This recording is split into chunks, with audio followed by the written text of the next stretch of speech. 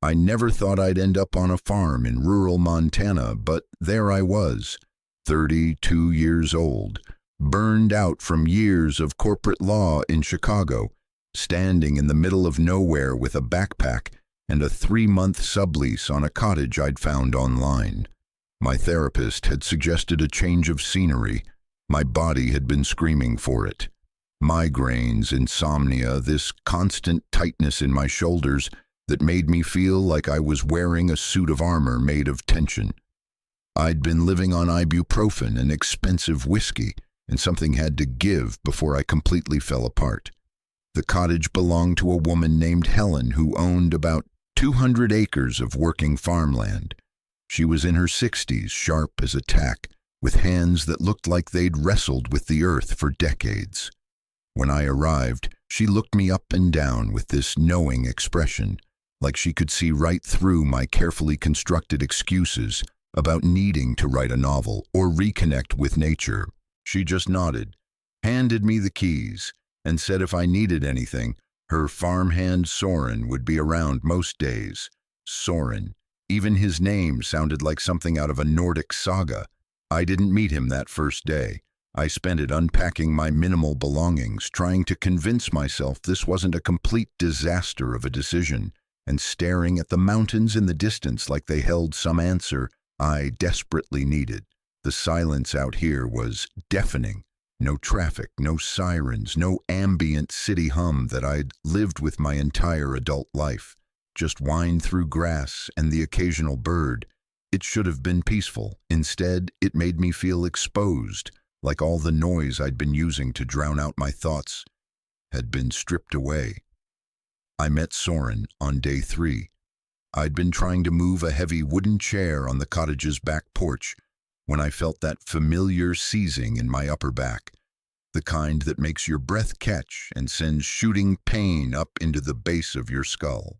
I must have made some sound, some involuntary grunt of pain, because I heard boots on gravel and then this voice, low and unhurried, asking if I was all right. When I turned around, I had to actually look up slightly, which didn't happen often. I'm 6 feet tall, but Soren had at least 2 inches on me. He was maybe 26 or 27, with sun-bleached brown hair that curled at the ends, perpetual stubble that suggested he shaved about once a week, and these pale blue eyes that seemed to take everything in without judgment. He wore a faded flannel shirt with the sleeves rolled up, revealing forearms that were tanned and corded with muscle. He looked like he'd been built by the landscape itself.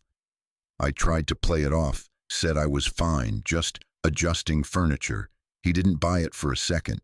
He walked closer and I could smell hay and clean sweat and something else, maybe cedar or pine. He gestured at my shoulder with one dirt-smudged hand and said, "You're holding yourself all twisted up. Got a knot in your neck the size of a golf ball, I'd bet." I wanted to deny it, but the pain was radiating through my skull by then, and I probably looked as miserable as I felt. I admitted I'd been having some tension issues. Soren just nodded, like this was the most normal thing in the world, and said he could work it out if I wanted. Said he'd done it for the other ranch hands plenty of times. Learned from his uncle who'd been a physical therapist before retiring out here. There was something about the way he offered, so casual and matter-of-fact, that made it seem less weird than it probably should have been. A stranger offering to put his hands on me within 5 minutes of our first meeting, but nothing about Soren felt threatening. He had this calm, solid presence, like a tree that had weathered 1,000 storms and knew it would weather 1,000 more. I heard myself saying okay before I'd really thought it through. He told me to sit on the porch steps, and he settled behind me on the step above. I was acutely aware of how close he was, how I could feel the heat coming off his body in the cool morning air. Then his hands were on my shoulders, and I nearly jumped out of my skin, not because it hurt, but because I couldn't remember the last time someone had touched me with intention, with presence. In Chicago, I'd had a few hookups, encounters that were more about release than connection, bodies in the dark that I barely remembered. This was different. This was daylight and deliberate and somehow more intimate than anything I'd experienced in years. His thumbs found the knot immediately, just to the right of my spine, below the base of my skull. The pressure was intense, bordering on painful, but there was something almost meditative about it. He worked slowly, methodically, not rushing, not talking, just breathing steadily behind me while his thumbs pressed and circled and coaxed the tangled muscle to release. I could hear birds calling to each other in the distance. I could feel the morning sun warming my face, and I could feel this knot, this physical manifestation of every stress and fear and suppressed emotion I'd been carrying, slowly beginning to unravel. I didn't realize I'd closed my eyes until he spoke again, his voice quiet and close to my ear. "You hold everything up here," he said, "in your neck and shoulders, like you're trying to carry weight that's not yours to carry." I didn't know what to say to that. It felt too true, too exposing. I made some joke about lawyer problems, billable hours, the usual culprits. But Soren just kept working, his thumbs moving to a different spot, and he said, "Nah, this is older than that. This is the kind of tension you build over years of not saying what you need to say." That hit me somewhere deep. I felt my throat tighten, and for a horrifying moment, I thought I might actually cry. Here, with this stranger's hands on my neck, on a farm in Montana, 3 days into my escape from reality. I managed to hold it together, but barely. I changed the subject, asked him how long he'd been working for Helen. He said 4 years, since he'd aged out of foster care and needed a place that felt like it might be permanent.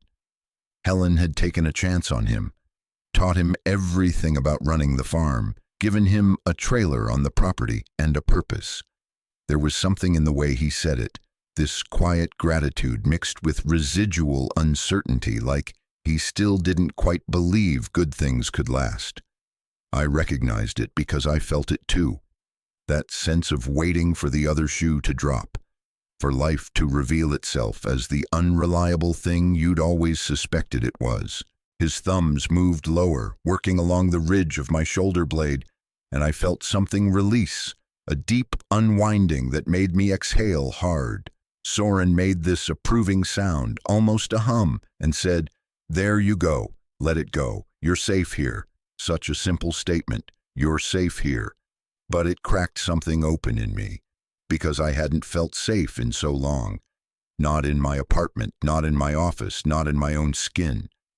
I'd been in survival mode for years, pushing through, achieving, succeeding, and slowly suffocating under the weight of it all. And here was this farmhand, this man I'd known for maybe 20 minutes, giving me permission to just be, to let my guard down, to stop holding myself together so tightly.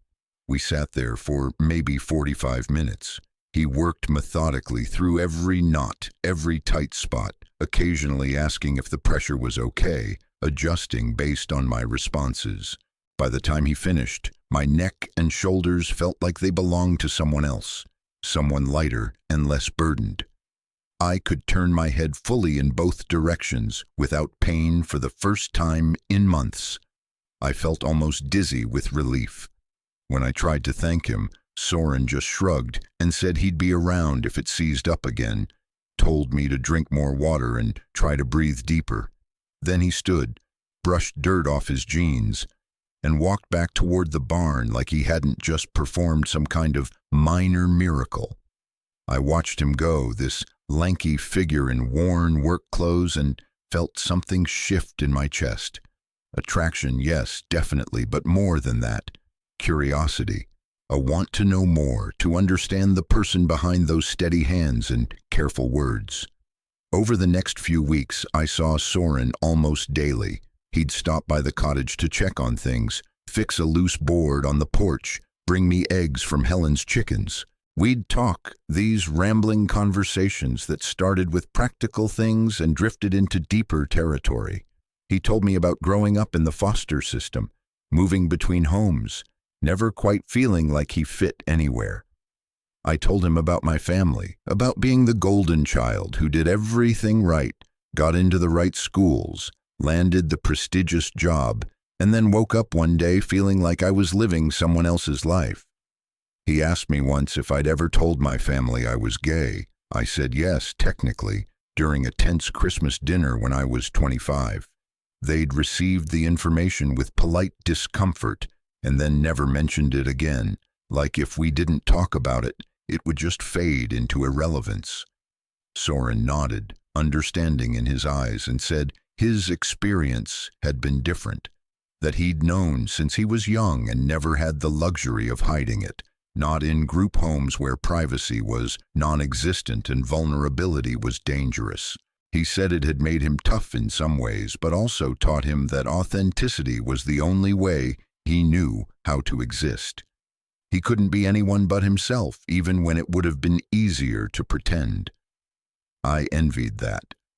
I'd spent so much of my life performing, being the version of myself that was most acceptable, most successful, most likely to meet expectations. Even in my relationships, I'd held back, kept parts of myself locked away. It was exhausting, and I hadn't even realized how exhausting until I came out here and met someone who existed without that same armor. The tension in my neck kept returning, stress and old patterns reasserting themselves, and each time Soren would work it out. It became this ritual between us. I'd find him in the barn or the fields, mention that my shoulder was acting up, and he'd nod and tell me to come by his trailer after dinner. His trailer was small but meticulously kept, everything in its place, books stacked on a makeshift shelf, herbs drying by the window. He'd have me sit on his couch while he worked, and we'd talk or sometimes just exist in comfortable silence. His hands on my body became familiar, expected, something I started to crave beyond just the physical relief. There was an intimacy in it, in the trust required to let someone find your tender places and apply pressure until they released. One evening, maybe 6 weeks into my stay, I was sitting on his couch while he worked on a particularly stubborn knot between my shoulder blades. The sun was setting, golden light streaming through the window, and I could hear Helen's dog barking in the distance. Soren's thumbs dug deep, and I made some sound, half pain and half relief. He paused, his hands still on my back, and asked if I was okay. I said yes, more than okay, and then, without planning it, without thinking it through, I said I didn't know what I was going to do when my 3 months were up, when I had to go back to Chicago and figure out my real life. His hands stilled completely. There was this long moment of silence, and then he said, voice careful, "What if this is your real life? What if Chicago was the detour?" I turned to look at him, and he was closer than I'd realized, his face just inches from mine. Those pale blue eyes were searching, vulnerable in a way I hadn't seen before. I could see the question there, the hope mixed with fear of rejection. And I realized, with sudden clarity, that these sessions weren't just about muscle tension for him either, that maybe he'd been feeling this pull between us, this growing connection that had started with physical touch, but had deepened into something neither of us had named. I didn't think. I just leaned forward and kissed him. It was soft at first, tentative, giving him room to pull back, but he didn't. He kissed me back, his hand coming up to cup the side of my face, his thumb brushing my cheekbone. It was gentle and intense all at once, nothing rushed or frantic, just this moment of finally acknowledging what had been building between us for weeks. When we pulled apart, he rested his forehead against mine and let out this shaky breath. "I've been wanting to do that," he said, "since the first time I put my hands on you. But I didn't want to assume, didn't want to make you uncomfortable." I laughed, the sound coming out rough and slightly disbelieving. I told him he'd been making me uncomfortable in the best way since that first day, that I'd been lying awake at night thinking about his hands, about him, about what it might be like to stop holding back for once in my life. We kissed again, deeper this time, and his hands moved from my shoulders to my waist, pulling me closer. I could feel the strength in his body, the result of years of physical labor, but also the gentleness, the care he took not to overwhelm or push too hard. We ended up tangled together on his couch, touching and exploring with a kind of reverent curiosity, learning each other's bodies in the fading light. We didn't rush into anything more that night. Instead, we lay there, my head on his chest, his fingers tracing lazy patterns on my arm, and we talked about what this meant, what we wanted. Soren said he didn't do casual, that he'd learned the hard way that he needed real connection or nothing at all. I told him I was terrified because I'd never let myself want something, someone this much, that my whole life had been about control and planning, and now I was in Montana, falling for a farmhand, and nothing about it made sense on paper, but everything about it felt right in my gut. He said that maybe sense was overrated, that maybe sometimes you just had to trust that something was good, even if you couldn't explain it in a way that satisfied everyone else. We started seeing each other properly after that.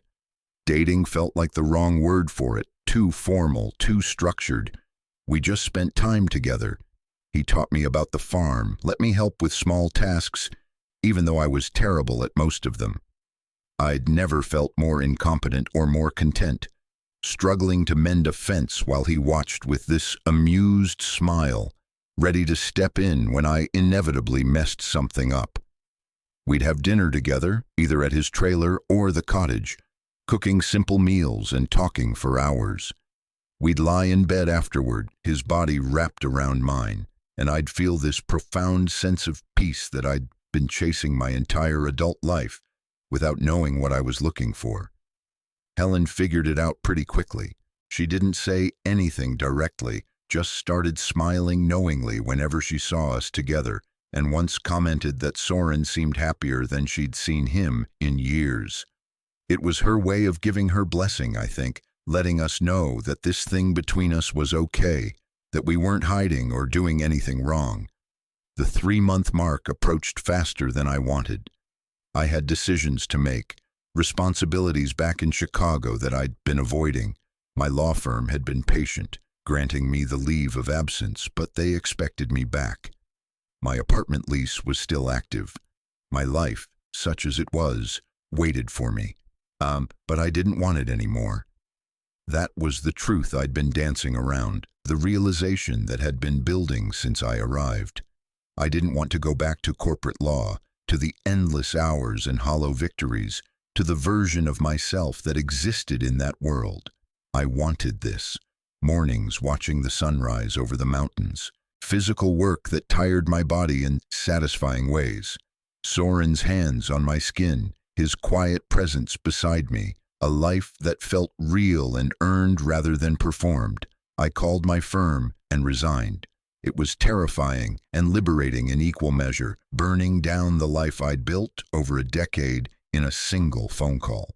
They were shocked, tried to convince me to reconsider, offered me a reduced schedule and a raise. I thanked them and said no. I called my parents next, which was harder. They didn't understand, kept asking what I was going to do for money, for career, for future. I didn't have great answers. I told them I'd figure it out, that I needed to do this for my own sanity and health. They weren't happy, but eventually they accepted it with the same polite distance they'd accepted everything else about me that didn't fit their vision. I told Soren that night, sitting on his trailer steps under a sky full of stars. I told him I'd quit my job, that I was staying, that I wanted to see where this could go without an expiration date hanging over us. He looked at me for a long moment, his expression unreadable, and I felt my heart hammering, terrified I'd misread everything, that I'd made a massive mistake. Then he smiled, this slow, genuine smile that transformed his whole face, and he pulled me into a kiss that tasted like relief and joy and promise. He said he'd been afraid to hope, afraid I'd leave and he'd just be another person I'd left behind. I told him I was done leaving behind the things that mattered, that he mattered, that this life we were building together mattered more than any career or external validation ever could. We figured out the practical stuff gradually. Helen offered me work on the farm, nothing glamorous but enough to contribute and learn. I picked up some remote legal consulting on the side, contract work that let me use my skills without the soul-crushing commitment. Money was tighter than I was used to, but I didn't care. I was sleeping through the night for the first time in years. The migraines were gone. The constant tension in my body had eased, not just because of Soren's hands, though they helped, but because I was finally living in alignment with what I actually wanted rather than what I thought I should want. Soren and I moved in together after about 5 months, taking over the cottage when my sublease converted to a longer-term rental. We made it ours, filling it with pieces of both our lives, creating something that felt like home in a way nowhere ever had before. We fell into rhythms and routines, the comfortable domesticity of shared mornings and collaborative dinners and bodies finding each other in the dark. It wasn't always perfect. We had disagreements, moments of frustration when our different backgrounds and coping mechanisms clashed. Soren would shut down when he was hurt, retreating into himself, and I'd want to talk everything through immediately, my lawyer brain demanding resolution. We learned to navigate those differences, to give each other space and grace, to remember that we were both still learning how to be in a relationship that felt this significant. But the foundation was solid. We'd built it on honesty and vulnerability, and the kind of intimacy that came from really seeing each other, shadows and light both. Soren knew about my anxiety, my tendency to spiral into worst-case scenarios. I knew about his nightmares, the residual trauma from his childhood that sometimes surfaced without warning.